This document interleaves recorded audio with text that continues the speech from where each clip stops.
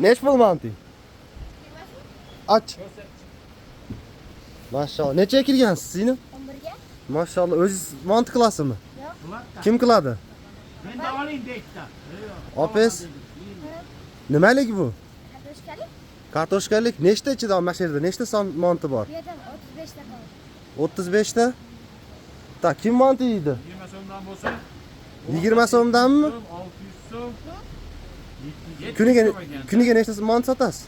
60 ta 70 ta. 60 ta 70 ta. Maşallah. O yerda Murodjon aka Charchamaysizmi manti sotib? Yo'q. Молодец. Ama mehnatingizga belli. Tirikchilikda odam charchamaydi. Maşallah. Oilada nechtasizlar? 6 ta. 6 ta siz eng kichigimisiz? Atingiz nima? Yoping mantini, sovib qolmasin. Sveta. Sveta, o'rischami atingiz? Voy mashallah. O'zbekchasi nima? O'zbekchasini bilmayman. Sveta, Svetaxon. Arslonbobga chiqib, mana shu qizni ko'rsanglar, montilaridan olib yeb, maza qilinglar bir. 6 tamiz dedingiz, oilada siz kichkinasimiz, kattasimiz? Mendan ikkita kichkina bor. Sizdan ikkita kichkina bor. Mashallah.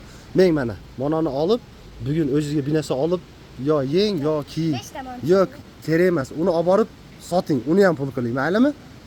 Bo'ptimi? Mashallah, mashallah. Mana shu qizni ko'rsanglar, mana shu montilarini mana shu bitta ham qoldirmanglar. Kuniga nechta olib chiqaman dedingiz? 60 ta 70 ta. 60 ta 70 ta. Arslonbobda mana shu yerda yurasizmi har doim? Mashallah, mayli. Hammaga salom ayting. Rahmat. Bo'pti. Alloh razı olsun. Mayli, salomat bo'ling. Kam bo'lmang. Mashallah. 11 ga kirgan qiz aka, o chashni qaranglar. Ko'p aytyapti, chachini himiya qildingmi deb. Chachim o'zi shunaqa ekan, 38 ga kirib bilibman chachim jumbaligini. Mashallah. 11 ga kirgan qiz tirikchilik qilib, qarang, tirikchilikda aybi yo'q deyapti. Mashallah. Biz ham 7-8 yoshlarimizda bozorga chiqib tirikchilik qilardik. Buni hech aybi yo'q, masalan deylik. Umunjon aka, kam bo'lmang. Assalomu alaykum, мои братья и сестры. Альхамдулиллахи раббил аламин. Хвала Аллаху, Господу миров. Стройка мечети продолжается в городе в Перми. Самый большой мечеть, краевой мечеть, альхамдулиллах. Возвышаются минареты и также делается полностью утепление.